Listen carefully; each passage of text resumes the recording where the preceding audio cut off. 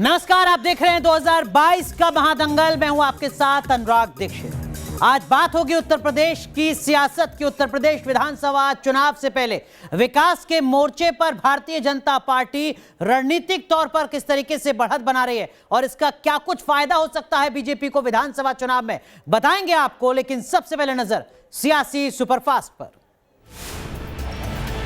Greater Noida में देश के सबसे बड़े एयरपोर्ट का शिलान्यास। पीएम मोदी ने जेवर एयरपोर्ट की रखी आधारशिला। आम नागरिक के हवाई सफर का सपना किया जा रहा है पूरा। पीएम मोदी बोले, लॉजिस्टिक गेटवे बनेगा नोएडा इंटरनेशनल एयरपोर्ट। हर वर्ग को मिलता है विकास का लाभ, युवाओं को मिलेगा रोजगार। पीएम मोदी ने विपक्ष पर साधा निशाना। कहा, पहले की सरकारें सिर्फ घोषणाएं करती थी, लेकिन हमारी सरकार में ऐसा नहीं होता। पीएम मोदी ने कहा, हम चाहते तो 2017 में ही कर देते एयरपोर्ट का शिलान्यास, लेकिन हमारा विश्वास प्रोजेक्ट लटकाने का नहीं होता। सीएम योगी ने भी विपक्ष पर किया हमला। बोले, किसानों ने गन्ने की मिठास को आगे बढ़ाया, लेकिन कुछ लोगों ने दंगों से मिठास में कड़वाहट दी। सीएम योगी का जिन्ना के बहाने वार। कहा, जिन्ना के अनुयायियों को यह देश देगा तगड़ा जवाब। विकास के रास्ते पर तेजी से बढ़ रहा है उत्तर प्रदेश। जेवर एयरपोर्ट के शिलान्यास पर मायावती का निशाना। कहा, बीएसपी सरकार के दौरान विकास कार्यों में कांग्रेस ने लगाया अड़ंगा। एयरपोर्ट शिलान्यास की टाइमिंग पर भी उठाए सवाल। समाजवादी पार्टी और आरएलडी के बीच गठबंधन तय। 7 दिसंबर को मेरठ में संयुक्त रैली में होगा औपचारिक ऐलान। गठबंधन में आरएलडी को 6 सीटें देने पर बनी सहमति।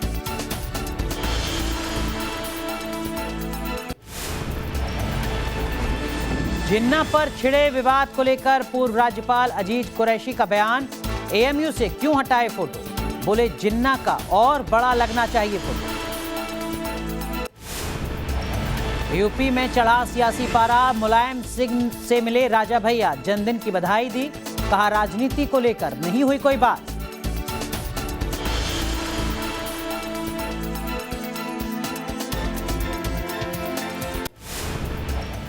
तो यूपी के महादंगल में सीएम योगी के विकास धर्म का एक और चैप्टर जेवर में खुला। आज प्रधानमंत्री मोदी ने नोएडा इंटरनेशनल एयरपोर्ट का शिलान्यास किया। इसके साथ ही बीजेपी के विकास एजेंडे के लंबी लिस्ट में एक और नाम शुमार हो गया।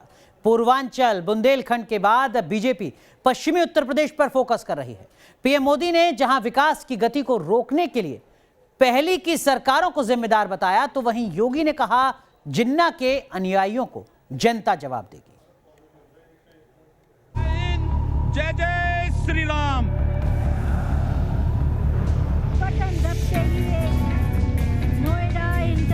विकास धर्म की सियासत से यूपी की महाजंग को साध रही बीजेपी ने चुनाव से पहले जेवर एयरपोर्ट का महादांव चल दिया है। नोएडा इंटरनेशनल एयरपोर्ट के शिलान्यास के साथ ही बीजेपी ने विकास एजेंडे में एक और नाम शुमार कर दिया। आजादी के इतने सालों तक तो उत्तर प्रदेश को ताने सुनने के लिए मजबूर कर दिया गया था। पहले की सरकारों ने जिस उत्तर प्रदेश को हमेशा झूठे सपने दिखाए, उत्तर प्रदेश आज राष्ट्रीय ही नहीं अंतर्राष्ट्रीय छाप छोड़ रहा है। डबल इंजन की सरकार के प्रयासों से आज उत्तर प्रदेश देश के सबसे कनेक्टेड क्षेत्र में परिवर्तित हो रहा है। तो क्या यूपी की बिसात पर मोदी योगी की जोड़ी एक के बाद एक स्मार्ट चालें चल रही हैं? विकास धर्म के एजेंडे से यूपी के गढ़ को मजबूत करने की कोशिश है। लगता तो ऐसा ही है। बीजेपी का एजेंडा बिल्कुल सीधा और साफ है, विकास का शोकेस और सांस्कृतिक राष्ट्रवाद।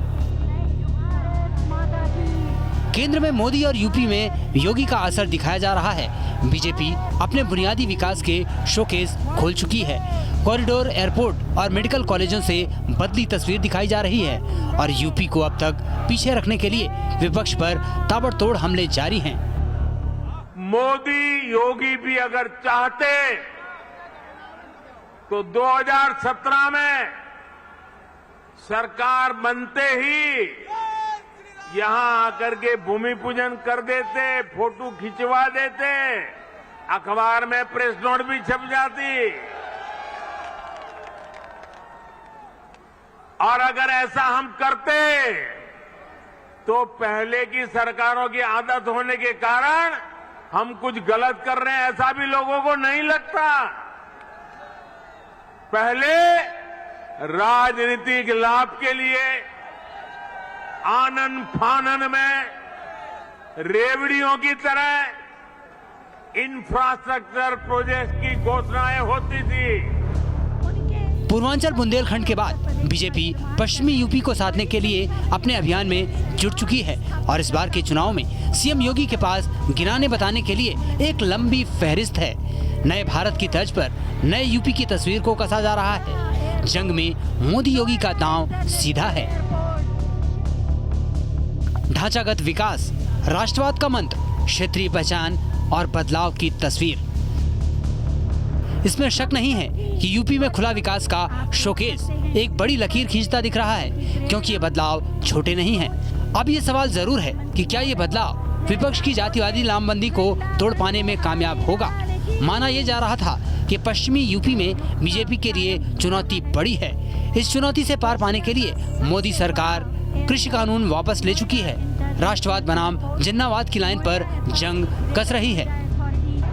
गन्ने की मिठास को कुछ लोगों ने कड़वाहट में बदल करके यहां पर दंगों की एक जो श्रृंखला खड़ी की थी, आज ये देश के अंदर एक नया द्वंद्व बना है कि देश गन्ने की मिठास को एक नई उड़ान देगा या जिन्ना के अनुयायियों से फिर दंगा करवाने की शरारत करवाएगा। और यही तय करने के लिए आज आप सबका आह्वान करने के लिए मैं स्वयं आपके बीच यहां पर उपस्थित हुआ हूं। योगी सरकार राष्ट्रवाद बनाम जिन्नावाद की लाइन पर जंग कस रही है।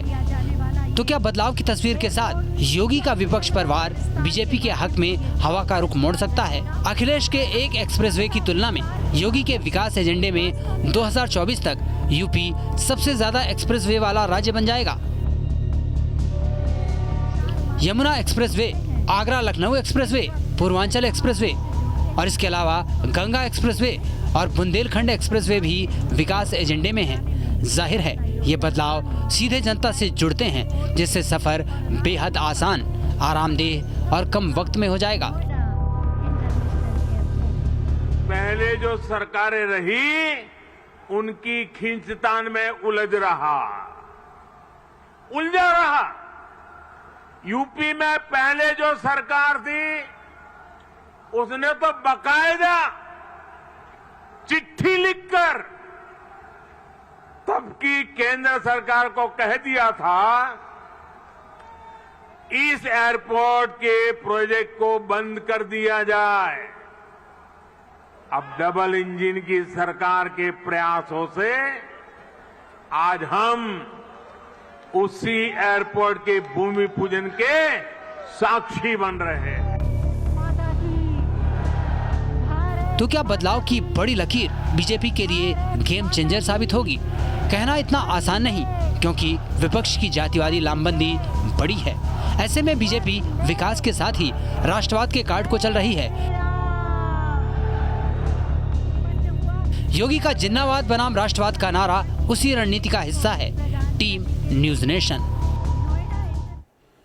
तो विधानसभा चुनाव से पहले केंद्र सरकार और राज्य सरकार यानी मोदी और योगी की तरफ से उत्तर प्रदेश को सौगातें क्या दी गई हैं, ये भी जरा हम आपको एक बार बता देते हैं। दरअसल में 25 नवंबर यानी आज जेवर में इंटरनेशनल एयरपोर्ट का शिलान्यास किया गया है। 10,000 करोड़ रुपए से ज्यादा की लागत है। 19 नवंबर को यानी अब से कुछ दिन पहले झांसी में 3,425 करोड़ रुपए की जो परियोजना थी उसकी सौगात दी गई थी। 16 नवंबर को सुल्तानपुर में पूर्वांचल एक्सप्रेसवे का उद्घाटन किया गया था। 22,500 करोड़ रुपए की लागत से यह एक्सप्रेसवे बना है।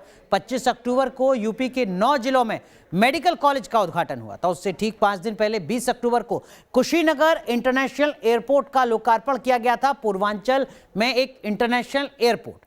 5 अक्टूबर को सूबे की राजधानी लखनऊ में 4,737 करोड़ रुपए की विकास परियोजनाओं की सौगात दी गई थी।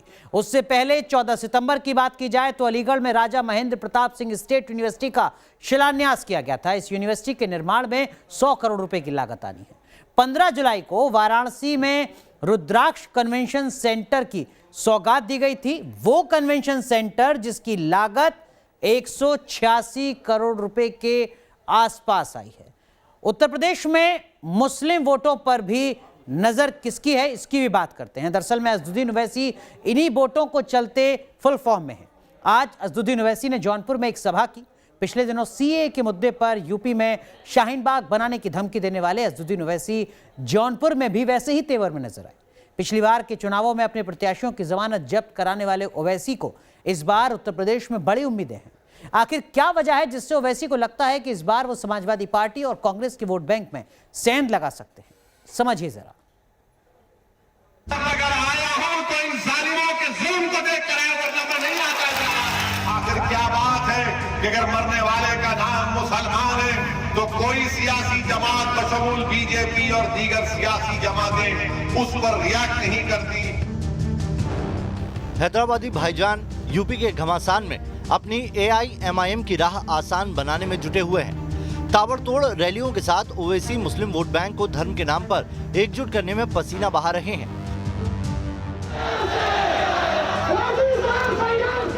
गुरुवार को हैदराबादी भाईजान पूर्वांचल के अखाड़े में थे और जौनपुर की रैली में ओवैसी अपने तीखे तेवर और नश्तर सी तेज जुबान के साथ मंच पर दिखे।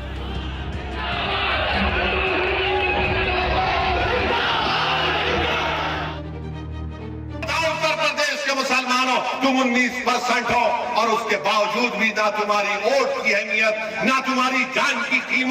गुजारिश है कि मर्ज का इलाज हमारे पास है, ये मर्ज का इलाज हमारे पास है और उस मर्ज का इलाज ना समाजवादी पार्टी के पास है, ना कांग्रेस के पास है। दरअसल धर्म के नाम पर मुस्लिमों को भड़काकर हैदराबादी भाईजान उन्हें अपने पाले में करना चाहते हैं। असदुद्दीन ओवैसी का गेम प्लान सीधा है, मुस्लिम वोट को अपने पाले में करना। क्योंकि यूपी में मुस्लिमों की कुल आबादी 20% है। 143 सीटों पर असर की बात करें तो 70 सीटों पर 20 से 30% और 73 सीटों पर 30% से ज्यादा। वो बीजेपी पर तो हमले करते ही हैं, लेकिन उससे ज्यादा तीखे हमले वो समाजवादी पार्टी और अखिलेश पर करते हैं। योगी का फोकस पूर्वांचल पर है।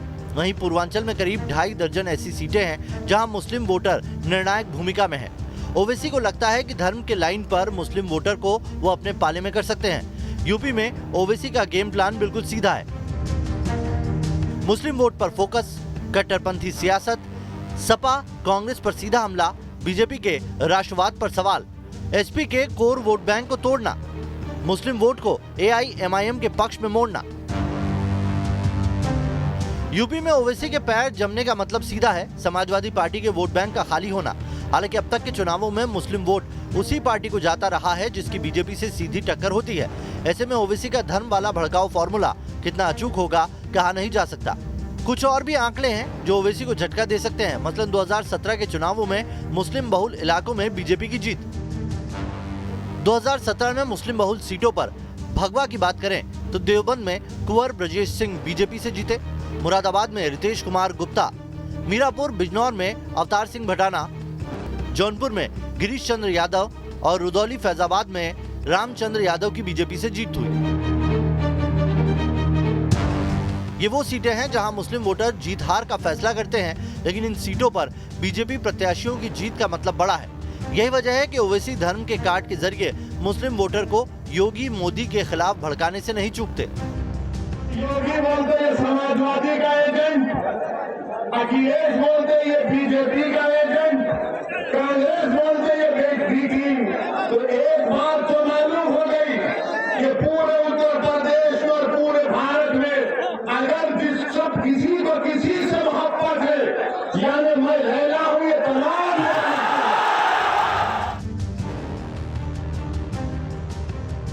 तो क्या वाकई यूपी में मुस्लिम वोट बैंक को अपने खालिस मुसलमान होने की दुहाई देकर ओवैसी अपने पाले में खींच पाएंगे? 2020 के बिहार विधानसभा चुनाव में ओवैसी अपनी बांटो राज करो के फॉर्मूले पर कुछ हद तक कामयाब रह चुके हैं, जहां उन्होंने 5 सीटें जीती थी, लेकिन पश्चिम बंगाल में ओवैसी की भत पिट चुकी है। संकेत कुछ वैसे ही हैं। बंगाल में अब्बास सिद्दीकी ने ऐन वक्त पर ओवैसी को गच्चा दे दिया था। वहीं यूपी में ओम प्रकाश राजभर भी गलबैया करके अखिलेश के साथ निकल चुके हैं। Team news nation.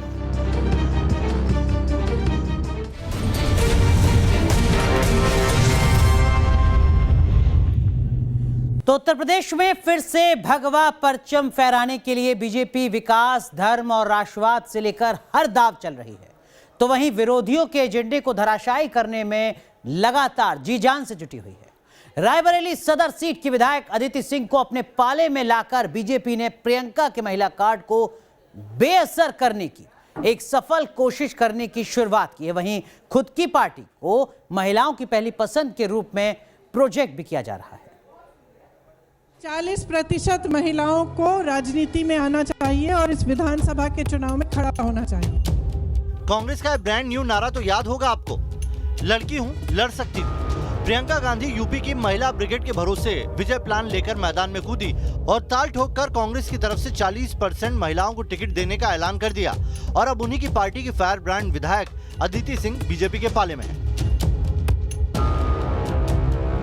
रायबरेली सदर की विधायक अदिति सिंह ने भगवा झंडा थामा तो उनके निशाने पर सबसे पहले कांग्रेस महासचिव प्रियंका गांधी और उनका महिला कार्ड ही रहा।